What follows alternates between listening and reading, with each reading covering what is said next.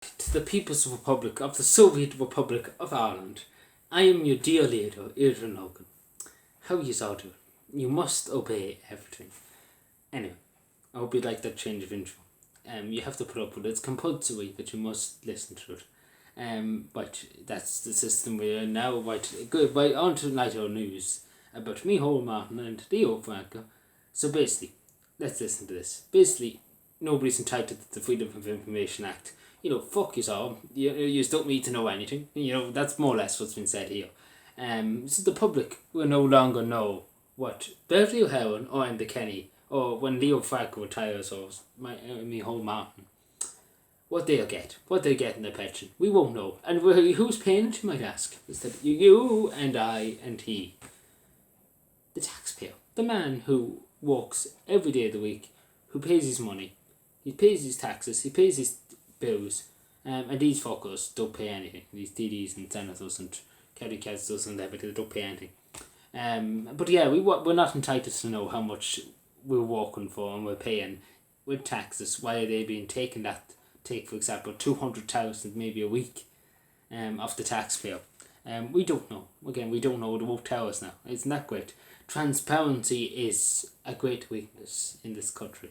And we won't know about ex-ministers. So Paul Keogh retires, the former Minister of Defence, who you were shouting off about giving out the veterans and things like that. If you ask me, you should be put into the army, not as an ex. He should not even be in the government, to be totally honest with you. He shouldn't be a TD.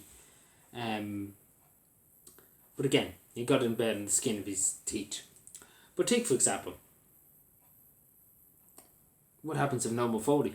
That's the Norman Foley, Pascal Donoghue, any of them retires. Will we see how much money they're getting paid out? Because it will be a big, huge sum. It will be a big, huge sum. And again, transparency. Non-essential. It's non-essential. It doesn't matter. It doesn't exist. Will you see RT bringing Bertie O'Halloran in? And there's a good interview, you probably have seen it, where a German news crew interviews Bertie O'Halloran and he walks up and leaves and just runs away from questions. We need that in Ireland. We do really need that. We need that crew to come back to Ireland. We need them to bring in Bertie O'Halloran, strap him down to the chair. Same with Enda Kenny. Same with the ex-ministers, any ex-ministers in the government, and ask them very serious questions. Same as Leo Varadkar and the West, we have to ask them some serious questions. And OT are not the crowd to ask them. If OT are the crowd to ask them, then there's very little hope in this country surviving the next decade. If OT are the only media we can rely on for reliable information and challenging the politicians' narratives and challenging their beliefs and challenging everything belong to them and where our money's coming to. Because again, the way they're going here, you think it wasn't our money, it wasn't you and I who were working, who were paying tax. You think it was their money. Again, they're kind of saying, they don't need to know this, the people don't need to know this. And the Freedom of Information Act, sure, look at, the people won't understand a Freedom of Information Act. They're just peasants, and that's the way they just see us. It's just another number. Another slip on their bill, I suppose you could say, another number on their bill. Which is a big bill, and half of it's the bill in the door bar, which is still probably open now. But anyway, it's a great country. Did I ever tell you that? It's just you couldn't.